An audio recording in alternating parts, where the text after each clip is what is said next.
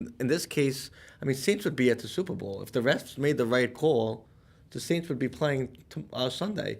I mean, it's they were robbed. They were robbed, and that was an easy call. And I now really do think, I mean, instant replay is there for a reason. And I think they need to consider that as well. Instant replay for PI calls. And because I'm hearing arguments from all people across the league that in the one aspect, it definitely would at least correct the mistake with Nicole Roby Coleman and prevent future errors taking place like that. But at the same time, there are people who will argue that it could even make the game longer than it already is because, the game is long for the fact that you have players in between snaps taking their time to snap the ball and get a play off. And now, if you add the instant replay to pass interference, that could make it even longer. But at the same time, if the refs would have done their job, which was blatant helmet to helmet, the Saints could have gotten the ball, killed the clock, got the game-winning field goal. They probably would have had about 12 seconds left. Yeah. Right. But the other thing is, like, again, my opinion on this, and I thought about this, because it's very easy to follow the mob the next day, like, we got the pitchforks out and we're going after the Rams and people are saying they're illegitimate and we want to take Goodell out and all this stuff. And the bottom line is, yes, it's true. It was one of the worst non-calls I've ever seen. But, again, if they ran the ball instead of throwing on first down, if they ran the ball on second down, ran the ball on third down, let the Rams use all their timeouts, I believe they would have got it down to about 45 seconds. They kicked the field goal there. Rams have no timeouts left. And, again, the Saints got the ball in overtime. You just hit the nail on the head. If it was the Patriots and they get the ball in overtime, the game's over. Yeah. Brees gets the ball, he turns it over, and of all places to turn it over, again, you turn it over near midfield, where Greg the Leg Zerline is already in range. Yeah. He's I think his range is Death Star. Is that's his range? Like, does he go over to Sean McVay? Like, the Rebel base will be in range in 6 yards. Yes. He would have kicked that thing from 80 yards. It's amazing. You can't turn the ball over with that kicker at midfield. He's already in range. And you know what? Dante Fowler played a big part in that game because if you notice in the game where he was like he did this pinball maneuver, goes up the middle to hit Brees on his hand, manipulated the ball, and then perfectly, one of the receivers for the Saints pushes Johnson in the direction of the ball. Had he not done that, it could have been just an incomplete pass. They could have punted the ball. Who knows what would have happened, but the fact is Johnson got the interception 2 plays later. Greg the Leg gets the game winner from 57 yards, which is actually a postseason record for longest field goal made. Now both you could transpose that number though. The 57, he would have got it from 75. He would have got it from that was the longest kick I've seen in a postseason. Now that we are here at Super Bowl 53, Jason, what is the matchup that you are looking forward to that really could be the difference? To me, I think it's the Patriots O-line versus the Rams D-line. I think if they're protecting Brady, which they've done all postseason, Brady has not been sacked once the entire postseason. He has 5 sacks in his last 8 games and 16 sacks in his first 10 games. So their Patriots are making a point that they're seeing that their success is giving Tom Brady time. And then you have the pass rushes of Donald and Sue. So I think that's going to dictate who really sets the tone of this game. Is it going to be the Patriots O-line or the Rams D-line? That's the matchup that I'm looking at. And for me, I'm thinking this is the close matchup. Stephon Gilmore, who is the shutdown corner, and because Belichick loves to take out your top receiver, he's going to go up against Brandon Cooks. That's the matchup right there. Because the way to neutralize speed, which is Brandon Cooks, that's the only direction he knows how to go, or the only volume is speed. Well, you got Stephon Gilmore who can counteract that. So right there, when you take Brandon Cooks out, really, who else do you have to throw to? What to you is going to be the I agree with you. And I agree actually both. I did Jason hit the nail on the head. It's that O-line. Again, we just said before that this New England team, they find new and creative ways to beat you. So, okay, Gronk's not what he used to be. Brady's 41 years old. We'll just shorten the field. We don't have Brandon Cooks anymore. We're going to run this kid, Sony Michel. We're going to throw to James White out of the backfield. We're going to hit Chris Hogan. Maybe it's a catch, maybe it's not, but they have a habit of holding on to the ball. So are the Rams going to get the pressure and stop the run? I also think what you were saying, like what do the Rams do when Gilmore, if he takes out Cooks, which I think will happen. He's a great shutdown corner. Again, Robert Woods has got to step up. He's been a great possession receiver for this team. 86 catches on the regular season, 1,219 yards and 6 touchdowns. He's the reception guy. Again, if they had Cooper Kupp, I think that would really give him a big advantage. But, again, they're going to have to throw a little bit to Gurley out of backfield. And I would like to see these 2 tight ends used. I actually would like to see a little more of Higbee and Everett used. There's always that guy in these big games, the Super Bowl, that we don't think about. We always look at the stars, and there's always that mid-tier player that kind of shines. And I want to see if these tight ends step up in a big spot here. I think, like I said, we're going to see a lot of 12 personnel for the Rams on the field. For the Patriots, it's going to be the exact opposite. You'll see a lot of 21 personnel. I think they're going to go with the 2 running backs, 2 receivers, and Gronk. I think another factor to look at, too, is time of possession. Because if you look at the Patriots, the last 2 postseason games, opening drives, they've averaged over 7 minutes with the ball. And usually what they like to do is they like to mix up. They'll do like 5 or 6 rushing plays with Sonny Michel up the middle, sometimes a little to the right. Then they'll get like a bubble screen or back shoulder pass to James White on a few receptions. Then you're going to get a crossing route sort of play, short route plays to Julian Edelman, followed by some out route to Chris Hogan maybe during the time. And then eventually, if you're, say, 20 yards out and you want to make a statement in the left corner of the end zone, you got Dorsett. Or if you want to do a jet sweep with Cordero Patterson, or if you're just inside the 5, you just go up the middle with Michelle. That's how they usually like to operate. As opposed to the Rams, the last game that they had in the NFC Championship, they failed in their first possession. If they get the ball first, what they got to do is just constantly run the ball with Anderson and Gurley, keep the time possession, kill the clock, keep Brady's butt sitting on that bench because that's the only way you have a chance of winning. And then do some occasional plays to Robert Woods, get Tyler Higbee or Gerald Everett involved, especially on some 20-yard plays right there. And but time possession, I think, definitely has, an element to this game. I don't know. I agree. And I think, Gurley's health is going to play a factor here. Last week, he was on the field 31 snaps, Anderson 35 snaps. I mean, they rode Gurley all year long. I don't know. He may be fatigued. C.J. Anderson, yes. I mean, no one has expected what he's doing. He's been on 3 teams this year. It's unbelievable. But, I mean, Belichick, he's probably the most intelligent coach to ever coach the sport. He's going to know how to, I think, neutralize C.J. Anderson. You're going to need someone with talent. You're going to need Todd Gurley to be at his best. You're going to need him healthy. He's going to need to catch balls. In the playoffs, 3 catches for 6 yards. I mean, that's unheard of for Todd Gurley. Yeah, especially for his talent, because this guy had over nearly 20 combined touchdowns, both running and receiving. 21. 21. But who's counting? Yeah. You. 21, yeah. And 59 catches, Wow. in the backfield. And that's, he had 1,831 yards from scrimmage. And again, what did he miss? Two games this year? I think the last 2 games. Yeah. And again, what's perplexing to me is he misses the end of the year, and you're like, okay, that's fine. The Rams are kind of locked in at that number 2 position. They can rest him. Comes out against Dallas. They run Dallas out of the building. I mean, they 270 yards, both running backs. C.J. Anderson, Todd Gurley. Todd Gurley looks great. And then he's got, like you said, 31 snaps only against New Orleans. It's, again, did he get a setback in the injury, or is Sean McVay the smartest guy in the room, maybe? And he's resting him, and now he's ready for it. On C.J. Anderson, though, I had to say, I'm sorry, but, thank God the Rams are wearing blue. They're wearing their throwback blue because he looks so fat and white. Oh, my God, this guy's like 300 pounds, C.J. But he's barreling through, and yeah, I mean, it's all hands on deck. Everyone's going to have to make a play in this game. To your point, the time possession's critical.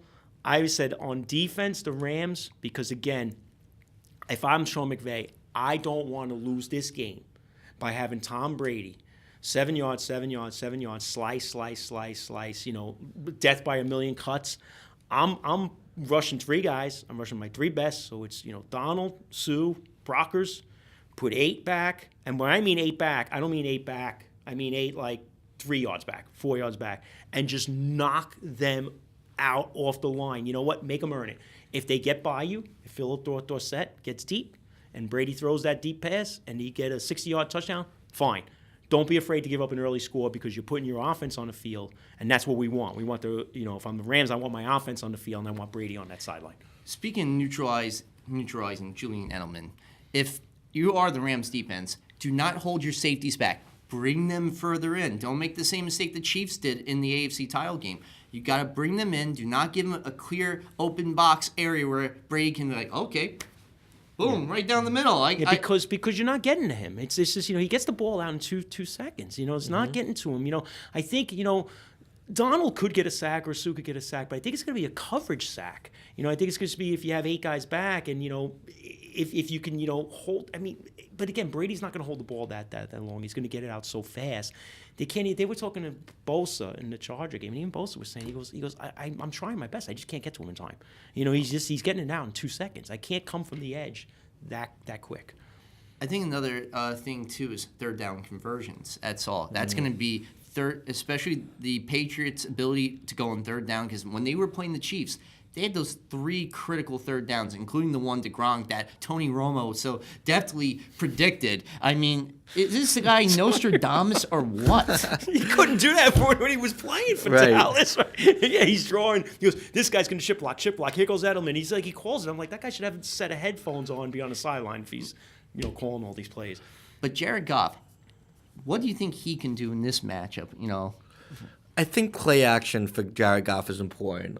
Establishing the play action pass. If they could establish the run, then Jared Goff, I think, is going to have more success with the play action. Also, what I noticed with Jared Goff is the flow of the game. If you look at the beginning of the Saints game, it's like he was lost out there for 3 and outs right away, turning the ball over. But then when he gets set and he has time and he's in a good flow, he's making very precise passes. And I think that's important for Jared Goff, the play action and to get into a good flow.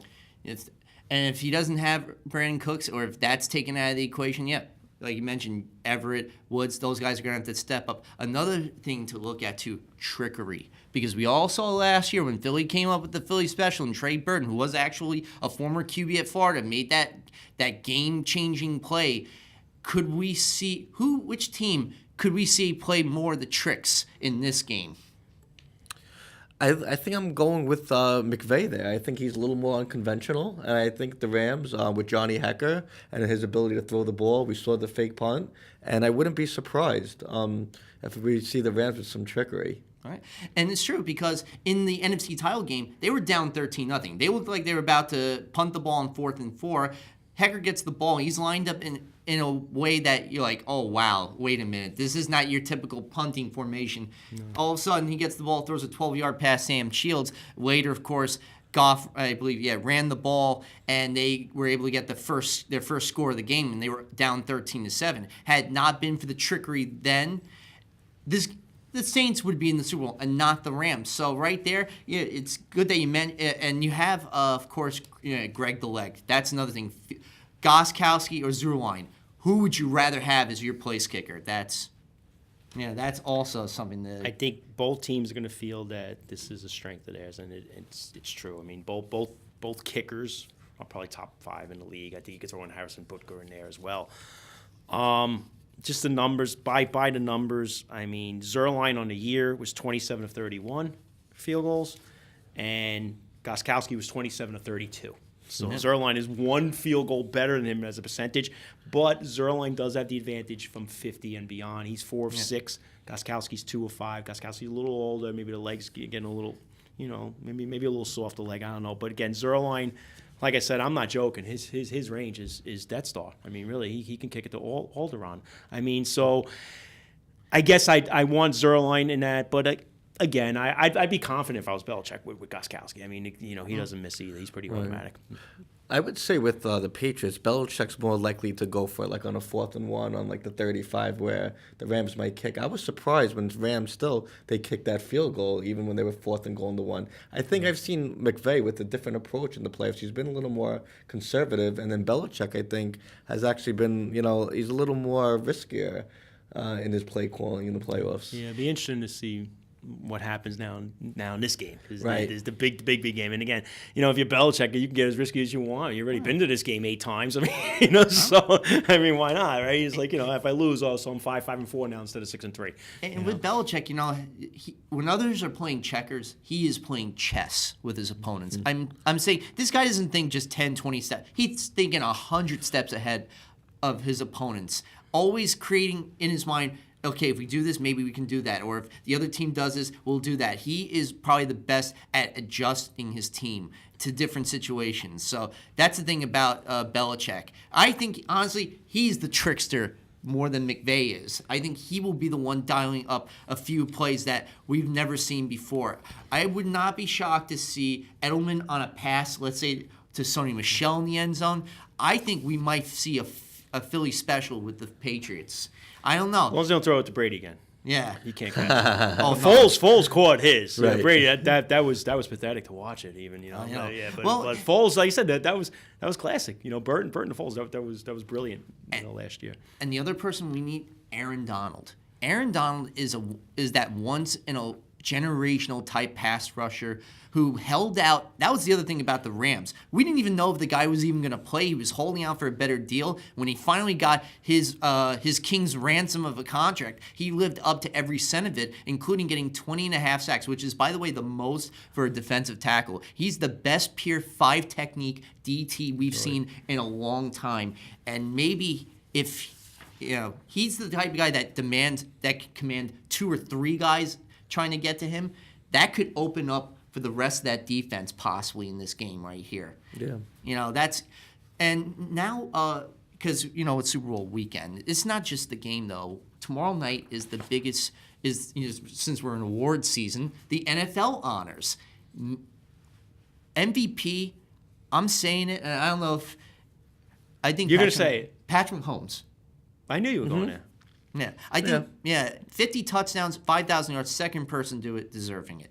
Rookie of the year, I would like to see Saquon, but something tells me Baker is going to get it for the fact that he had 27 TDs, the rookie record. Defensively, Darius Leonard. I don't know. It's like Defensive Rookie of the Year. Yeah, right. defensive. Yeah, so. And Defensive Player of the Year has got to be Aaron Donald. As I mentioned earlier, the guy had a great year, but Khalil Mack could also be in that conversation too. I think Khalil Mack should be in that conversation. Again, you look at how the Chargers that one trade. I mean, they were a top 10 defense last year, and the one trade really put them over the top. I mean, this was a team that very late in the year was still in the run to get the number 2 seed. To not only win the division but to get the number 2 seed. So I would put him in there. I mean, I wouldn't be shocked if they went with Khalil Mack. I would go with Donald. As far as Rookie of the Year, I wouldn't care who won it. I mean, because, again, I think both of them are deserving of it. And I think Saquon Barkley in any other year, this would be, we wouldn't even discuss it. Of course it's Saquon Barkley. Right. Because what he's done this year has been otherworldly. However, and you hit the nail on the head, Baker Mayfield broke the rookie passing touchdown record. He broke Peyton Manning's record, and he did it in 2 less games. Right. He only played 14 games. He came in, in relief in that Jet game. Thank you. So he does this in 2 less games. He only throws 14 picks, I believe, this year. So his touchdown to interception ratio is otherworldly, and he takes a team that was 0-16 last year and has them on the doorstep of the playoffs late in the year. Whereas Saquon Barkley, again, had a great year, but Giants went from 3-13 to 5-11. And what would definitely put it over the top for me if I was voting is that Mayfield is playing a position that is tougher to play as a rookie. Is much tougher. The learning curve for a quarterback is much tougher than a running back. So, again, but if they name Barkley, I'm not going to be. Mayfield was robbed. Again, Barkley is well deserving of the award, but I would lean toward Mayfield. And Coach of the Year, if they don't give it to this guy, they really don't know what Coach of the Year stands for. Matt Nagy, Chicago Bears. This was a guy who took a team that was 4 consecutive years in the basement of the NFC North to a first-place team, division title for the first time in 8 years, and making Mitchell Trubisky even better quarterback than he was in his freshman year, and getting the most out of Jordan Howard and Tarek Cohen, and that defense as well, with Akeem Hicks and again Khalil Mack, especially in the first few weeks of the season. If Matt Nagy doesn't win it, then honestly it's a travesty to me. I know Frank Reich could also be a good pick because of the fact that they did win 10 out of their last 11 games before they lost to the Chiefs, but I don't know. Like, if you had to say, like, coach, between the two of them, who's your, like... Yeah, I agree with you with Matt Nagy because I think a healthy Andrew Luck, which no one predicted, was really what attributed to the success of that team. And Frank Reich did a great job. But what Matt Nagy was working with was a second-year quarterback. I don't think anyone could have seen this from the Bears. So I do agree with you, Eric. I mean, while Frank Reich did a great job, I think the Colts did have a little more talent. They were able to solidify their offensive line, which, makes you see a world of difference for Andrew Luck. But I would give it to the Bears. And the Hall of Fame, that's the one thing I love about this night. We get to find out who gets to step into the hallowed halls of Canton, Ohio, which I still have not gotten to. That is going to be my Graceland visit right there. The only bad thing is you got to go to Ohio. Huh? The only bad thing is you got to go to Ohio.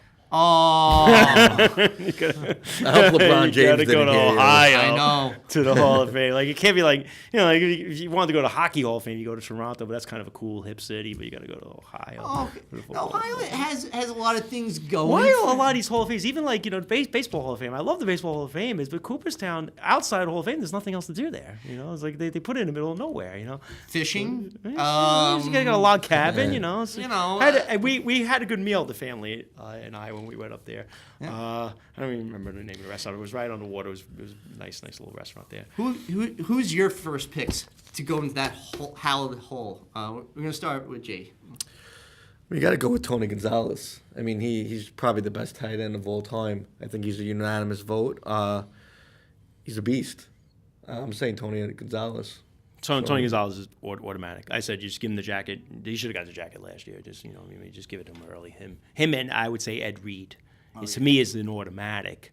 I looked at his numbers, unbelievable with this guy. You want to talk about a game changer on defense? He is to the safety position what a Lawrence Taylor was to the linebacker position. I mean, he could take the game and actually change the game. He could break you with all the touchdowns he had on defense, all the big interceptions, the hits, everything. So he's in there, I think, automatically. I expect to see Edgerrin James, definitely. I think this is another guy that should definitely get his gold jacket. And I know I'm very partial to this, and I know some fans are going to look at me like, are you crazy? But honestly, Don Coryell has been on that ballot for too many years. He needs to get his buff in the hallowed halls of Canton, Ohio, for the very fact that he created the West Coast style offense, or the air raid, that a lot of teams, even Oklahoma Sooners, have used recently as well with Kyler Murray. So if I'm the writers, I definitely would put him, or I would even Tom Flores, the first ever Hispanic head coach, by the way,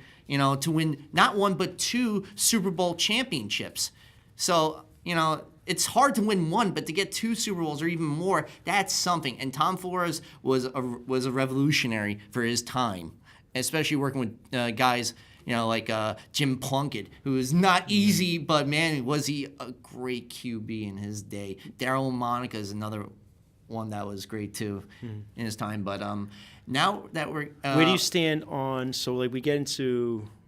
I think we both agreed. I mean, if Gonzalez is in, we agreed. Reed's in. I have Champ Bailey as a near auto. I mean, I'd be shocked if he doesn't get in on this ballot. I mean, Champ Bailey, 12 Pro Bowls in 15 years. And again, he was getting to the point in his career where he wasn't getting interceptions because they just weren't throwing to his side of the field. I mean, he was a real shutdown corner. I like the Edgerrin James. I think it's time. He's been on the ballot for a few years now. I think 2 years ago when I was on here, we were debating James and Bruce. Yeah. And again, I said I've changed my opinion on Bruce because for a while I was like, he doesn't deserve to get in because he compiled his numbers. And I looked back at it, and I'm like, he never had 100 catches. He never even had 90. He never really led the league in anything. And, but then you look at his final number. He's got 15,000 yards and everything. But, again, I think it's a testament for you to be able to compile it means you were healthy, you got to play all those years. That should be worth something.